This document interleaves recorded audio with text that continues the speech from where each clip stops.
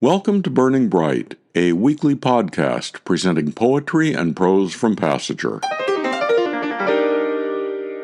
Monday, October 13th was Columbus Day, celebrating Christopher Columbus's discovery of America in 1492.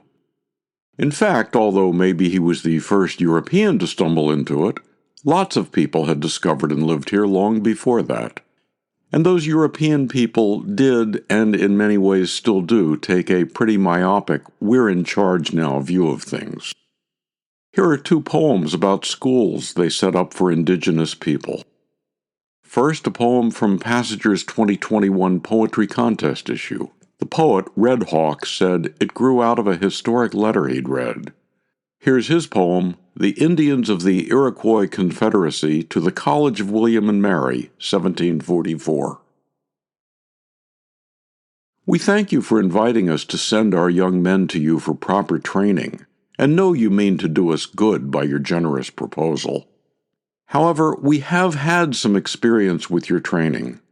Several of our young men were instructed in your sciences, and when they returned to us, they were bad runners, ignorant of every means of living in the woods, unable to bear either cold or hunger, knew neither how to build a cabin, skin a deer, or kill an enemy, spoke our language imperfectly, were not fit to be hunters, warriors, or counselors. They were totally good for nothing. But to show our gratitude for your kind offer, if the gentlemen of Virginia will send us your sons, we will take care of their education, teach them all that we know, raise them to be strong, and tell the truth, and make able men of them, so that they stand by their word and will die before they tell a lie. They will be men you can trust with your life. They will not come behind you with a knife. The Indians of the Iroquois Confederacy to the College of William and Mary, 1744. The poet Red Hawk said his name is an earth name received during a 4-day water fast at the Buffalo River in the dead of winter, during the worst ice storm Arkansas had seen in years. He said, "The name was given by our Mother Earth, bought as answered prayer, paid for by enduring suffering. It is not an Indian name." Joel Savishinsky spent time as an anthropologist in the Northwest Territories of Canada.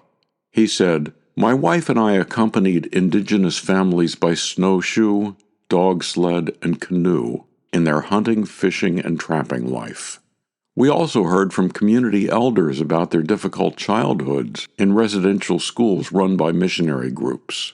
He said a photo of young girls taken at one of these schools in the early 20th century was the inspiration for this poem, The Saddest Smile, Indian Residential School, 1907.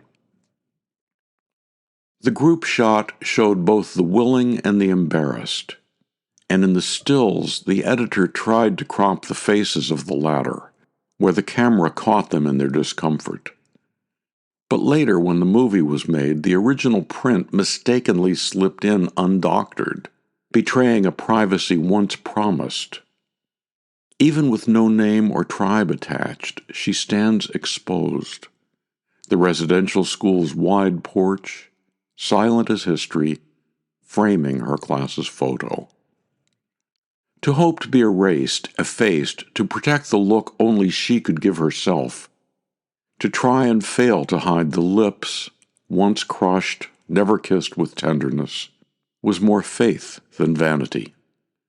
Hers is the weakest, the saddest smile, the one that speaks for all the others, those who had been told they were making a sacrifice, who did not understand they were the sacrifice, who thought they could one day explain what being there had been like, standing still in their hand-sewn skirts, high collars, and black and white silence, the ones who had kept their pride and lost their chance.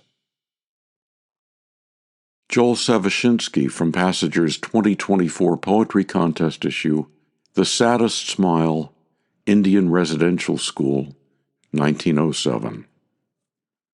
Alma Roberts began painting at age 62. She painted the picture on the cover of Passager's 2022 Poetry Contest issue.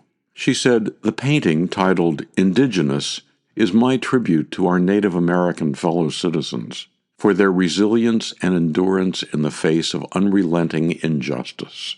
It is also a celebration of their contribution to the vibrancy of art and culture in this country." She said, "I created the painting as a canvas quilt, telling the stories I know and those that history has conveyed about proud nations of Native people. I selected colors that are frequently included in Indigenous clothing and artifacts. I included a moon and water, symbolic of the strong influence of nature on their culture, values, mores, and lifestyle."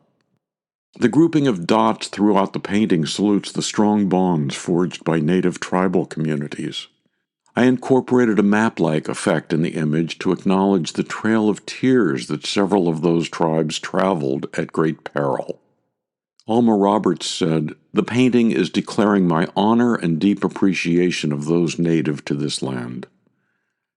I'm holding Alma's cover picture up to the mic, but if you're having trouble seeing it, you can also see it on the transcript for this podcast, on Passager's Burning Bright page. To subscribe to, donate to, or learn more about Passager and its commitment to older writers, visit PassagerBooks.com. Passager offers a 25% discount on the books and journal issues featured here on Burning Bright. Visit our website to see what's on sale this week. For Christine, Roseanne, Mary, Asher, and the rest of the Passager staff, I'm John Shore.